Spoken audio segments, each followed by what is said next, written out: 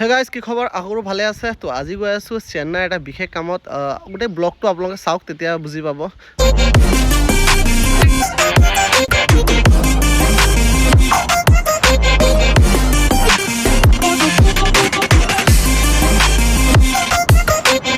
তো গাইজ বহি লৈছোঁ, মই আৰু বাবু কাষত বহি আছে আৰু আমি গৈ আছোঁ এতিয়া এয়াৰপৰ্ট। আৰু আমাৰ এইফালে গুণগুণ চাওক, তাই খুব এনজয় কৰি আছে গাড়ীৰ ভিতৰতে।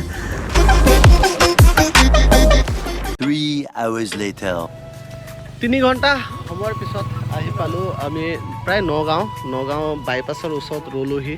আৰু বাবুৱে দুটামান চিপছ ল'লে।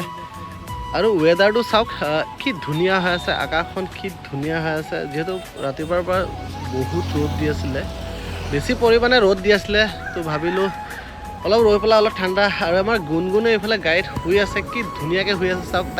তাইৰ একেবাৰে ভাগৰ লাগিছে। তো গাইজ আমি অলপ ৰেষ্ট লৈ চিপছ অকণ খাই আকৌ ওলাই গ'লোঁ। তো গাইজ একেবাৰে গৰম আৰু আমি অলপ ৰখি লৈছোঁ।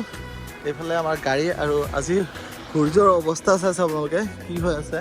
তো ডাব নাৰিকল ইয়াত বেছি আছে, ডাব নাৰিকল খাওঁ। তো গাইজ ডাব নাৰিকল আমি ল'লোঁ প্ৰায় 50 টকাকৈ ল'লে আৰু খুব মিঠা আছিলে। যিহেতু আজি বতৰটো বহুত গৰম, সেইকাৰণে এইফালে খাইছা।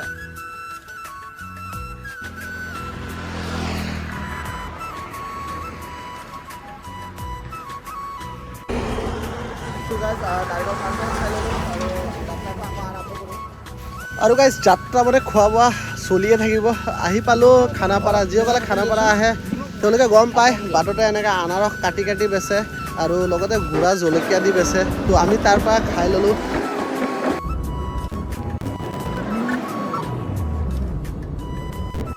আৰু ফাইনেলি গাইজ আমি 4-5 ঘণ্টাৰ পিছত আহি পাই গ'লোঁ ফাইনেল এয়াৰপৰ্ট চাওক। আৰু গোটেই বেগ চেগ যিমান আছিলে আমাৰ গাড়ীত গোটেইখিনি আমি উলিয়াই ল'লোঁ। আৰু লাগেজ যিহেতু দিব লাগিব, 2-3টা ডাঙৰ বেগ আছে। তো গাইজ আমি আহি গ'লোঁ চাওক এয়াৰপৰ্টৰ একেবাৰে ভিতৰত। আৰু আমি এতিয়া কৰাব লাগিব মেইন বৰ্ডিং। তো আমাৰ আমি বৰ্ডিং পাছটো পাই গ'লোঁ। এতিয়া আমি পাতিব লাগিব লাইন, আৰু লাইন পাতিলে বৰ্ডিং পাছটো তেওঁলোকে স্কেনিং কৰি পেলাই আমাক ভিতৰত এণ্ট্ৰি হ'বলৈ দিব। আৰু এণ্ট্ৰি হোৱাৰ আগতে কিছুমান চাওক নিয়ম ফ'ল' কৰিব লাগে। যিসকল আমি পিন্ধি অহা ধৰি লওক ঘড়ী থাকে, বেল্ট থাকে বা জোতা থাকে, সেইকেইটা আমি তেওঁলোকক স্কেনিঙৰ কাৰণে আমি খুলি দিবলগীয়া হয়। সেইকেইটা চাওক ইয়াত এতিয়া লাইন পাতি আছে স্কেনিঙৰ কাৰণে। আৰু গাইজ আধা ঘণ্টা লাইন পতাৰ পিছত ফাইনেলি পূৰা ভাগৰ লাগি গ'ল। আৰু মই লৈ লৈছোঁ ষ্টাৰবাগৰ এটা সৰু কফি। আৰু কফি খাই লওঁ। কফি খোৱাৰ পিছতে অলপ মাইণ্ডটো ফ্ৰেছ হ'ব, যিহেতু ৰাতিপুৱাৰ পৰা আমাৰ ট্ৰেভেল চলিয়ে আছে। আৰু আমাৰ ফ্লাইট আছে 6:25। আৰু তেওঁলোকে কোৱা মতে অলপ লেট হ'ব পাৰে 1 ঘণ্টামান। এইফালে আছে আমাৰ বৰ্ডিং পাছ। আৰু এই ভিউটো চাওক, কি ধুনীয়া ভিউ এটা আহি আছে। ফ্লাইট এটা ৰখি আছে। ফ্লাইটটো আই থিংক ক'ত যাব মই নাজানো, বেংগলোৰ যাব চাগে। আৰু এইটো চাওক ভিউটো কেনেকুৱা লাগিছে আপোনালোকে কমেণ্ট কৰি জনাব। আৰু আমাৰ আছিলে ফ্লাইট এয়াৰ ইণ্ডিয়া 6:25, যিহেতু গুৱাহাটীৰ পৰা চেন্নাইলৈকে যায়। তো আমি অলপ এইফালে আমাৰ গুণগুণ শুই গ'ল, বাবুৱে ফোন চাই আছে। আৰু যিমান পেচেঞ্জাৰ আছিলে অলৰেডি ৱেইট কৰি আছে। আৰু গাইজ মই দেখুৱাই আছোঁ চাওক, এইকেইটা হ'ল মোবাইল কভাৰ। একচুৱেলি মই ইমান প্ৰাইচ বুলি জনা নাছিলোঁ। এয়াৰপৰ্টৰ ভিতৰলৈকে মই যেতিয়া সোমাই গৈছোঁ, এটা বেক কভাৰৰ দাম সুধিলোঁ, তেওঁলোকে কৈছে 999। মাই গড, 999 টকা কৈছে। আৰু 499 বুলি কৈছে। আৰু এইফালে আছিলে আপোনাৰ ষ্টাৰবাৰ্গৰ কফি। তো গাইজ সময়ৰ লগে লগে আমি আকৌ লাইন পাতি ল'লোঁ। আমাৰ যোনটো এয়াৰ ইণ্ডিয়া যোনটো ফ্লাইট আছে, বৰ্ডিং পাছটো হাতত লৈ লৈছোঁ। আৰু লাইন চাওক কিমান দীঘলীয়া লাইন, গোটেই আমি লাইন পাতি ৰৈ আছোঁ। আৰু গাইজ মোৰ যিটো বৰ্ডিং পাছ আছিলে সেইটো মই স্কেন কৰাই ল'লোঁ। এতিয়া আমি ফাইনেল এণ্ট্ৰি হ'ম ফ্লাইটৰ ফালে। আৰু তেওঁলোকৰ যিটো ফৰ্মেলিটি থাকে চেকিঙৰ, গোটেইখিনি চেকিং কৰি ল'লে। আৰু বহুত সময়ৰ পূৰত ৰাতিপুৱা 7টা বজাত ওলাই যোৱাৰ পিছত এতিয়াহে গাড়ীখনত উঠি মনটো অলপ শান্তি লাগিছে। আৰু ফাইনেলি আমি এতিয়া যাবলৈ লৈছোঁ। প্ৰায় 1.5 ঘণ্টা ফ্লাইট লেট আছিলে। আৰু এইফালে গৌতম দাও বহুত ব'ৰ হৈ গৈছে ৰাতিপুৱাৰ পৰা ৱেইট কৰি। আৰু এইফালে আমাৰ বৌহঁতে গোটেই বহি লৈছে। আৰু আমি গৈ আছোঁ এতিয়া। তো আহি পালোঁ প্লেনৰ ওচৰত। আৰু গাইজ কি হৈছে, আমি টিকেটটো যিহেতু অলপ কমৰ কাটিছিলোঁ, তো আমি এয়াৰ ইণ্ডিয়াৰে কাটিছিলোঁ। এয়াৰ ইণ্ডিয়াত আগতেও ফ্লাই কৰিছোঁ, বাট এই এয়াৰ ইণ্ডিয়াত আমি যিটো কাটিছিলোঁ সেইটো টাইমৰ পৰা প্ৰায় 1 ঘণ্টা 20 মিনিটমান আমাক লেটকৈ তেওঁলোকে ইয়াৰ পৰা লৈ যাব ল'লে। কি কাৰণ হ'ল মই এইটো নাজানো। তেওঁলোকে কিবা টেকনিকেলি প্ৰব্লেম বুলি ক'লে। তো এইটো কাৰণে এতিয়া আহক ফ্লাইটত উঠি ল'ম। তাৰপিছত ৰাতিপুৱা যিহেতু আমি গহপুৰৰ পৰা গৈছোঁ, তো গহপুৰৰ পৰা গুৱাহাটীলৈকে যোৱাত আমি প্ৰায় 7টা-8টাত ওলাইছিলোঁ ৰাতিপুৱা। ফ্লাইট আছিলে 6টা বজাত। আমি ভাবিলোঁ 2 ঘণ্টা এডভান্সকৈ যাওঁ বুলি। খুব ভাগৰ লাগি আছে, একেবাৰে ইমানেই ভাগৰ লাগি আছে গাইজ, কি কৰোঁ। আৰু মোৰ টিকেট নাম্বাৰ চাই মই মোৰ ছিট বাছি ল'লোঁ আৰু ছিটটোত বহি অলপ এতিয়া শান্তি লাগিছে। প্ৰায়ে ৰাতিপুৱাৰ পৰা ট্ৰেভেল কৰি ফ্লাইটত বহিব পালোঁ। আৰু গাইজ ফ্লাইটত কিছুমান নজনা কথা যিটো ক্ৰু থাকে ফ্লাইটৰ, তেওঁলোকে শিকাই দিছে আমাক।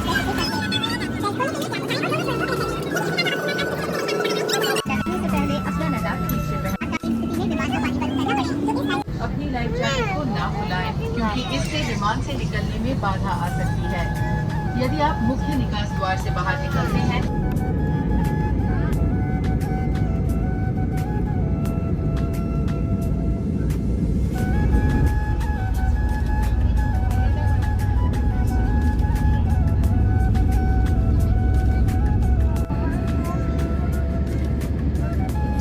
আৰু গাইজ ওপৰৰ পৰা চাওঁতে কি ধুনীয়া লাগিছে চাওক। আহি গ'ল চাহৰ যিটো দাম, সঁচাই কৈছোঁ বতাহত চাহ একাপ খোৱাৰ আমেজে সুকীয়া। একাপ চাহত প্ৰায় 200 টকা, লাল চাহত 200 টকা আৰু এক পেকেট বিস্কুটত 200 টকা।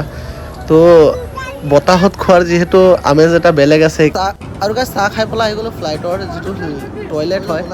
বাবুৱে ক'লে মই টয়লেট যাম পেচাব কৰিবলৈ, তো ময়ো বাবুৰ লগত গুচি আহিলোঁ। আৰু মই নিজে সোমাই চাই আছোঁ ইমান সৰু ঠেক, জাষ্ট আপোনাৰ ভালকৈ আপুনি হাতখনো মেলিব নোৱাৰে। এইটো ছাইডে চাওক, মই ৱাইড এংগল যিহেতু দিয়া আছে কাৰণে এইটো ছাইড চাওক। ইমান শ্বৰ্ট জেগাত তেওঁলোকে বাথৰুমটো বনাইছে। তো মই ভাবিছোঁ বাথৰুমৰ ভিডিঅ' এটা আপোনালোকক বনাই দিওঁ। আৰু গোটেই লাইট অফ আছে। বহুত সময়ৰ পিছত মোৰ মানে শুই গৈছিলোঁ মই, টোপনিৰ পৰা সাৰ পাই ডাইৰেক্ট ভিডিঅ'টো অন কৰিলোঁ। আৰু হামি চাই আপোনালোকে গম পাইছে কিমান আমনি আৰু কিমান ভাগৰ লাগি আছে মোৰ গাত। তো তেনেকৈ আহি ফাইনেলি আমি চেন্নাই পালোঁ। আৰু চেন্নাইৰ নাইট ভিউটো চাওক, কিমান ধুনীয়া নাইট ভিউটো চাওক, খিৰিকীৰ ফালৰ পৰা দেখাই আছোঁ। তো গাইজ আমি এতিয়া এণ্ট্ৰি হৈ গ'লোঁ চেন্নাইত। আৰু চেন্নাইত যিটো এয়াৰপৰ্ট আছে, ইণ্টাৰনেশ্যনেল এয়াৰপৰ্ট, এই এয়াৰপৰ্টত আমাৰ ফ্লাইট এতিয়া লেণ্ড কৰিব। আৰু এইকেইটা যিকেইটা চাই আছে চাওক, সাগৰৰ পাৰ, গোটেই সাগৰৰ পাৰ, খুব ধুনীয়া এটা ভিউ। আৰু ফ্লাইটটো টোটেলি আন্ধাৰ কৰি ৰাখিছে। তো চাওক আমাৰ ফ্লাইটো লেণ্ড হৈ গ'ল আৰু আমি এতিয়া ৰুম যাম।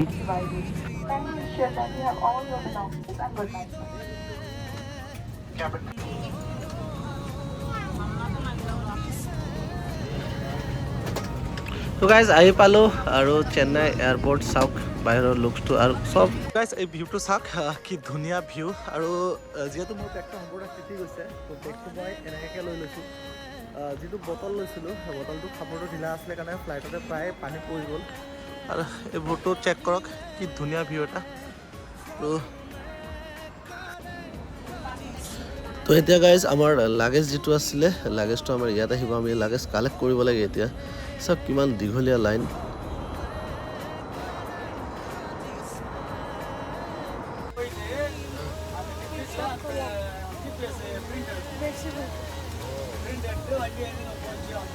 তো গাইজ আমি একেবাৰে চেন্নাই পাই গ'লোঁ। চেন্নাই যিহেতু আপোনালোকে জানে পূৰা তামিল ভাষা চলে।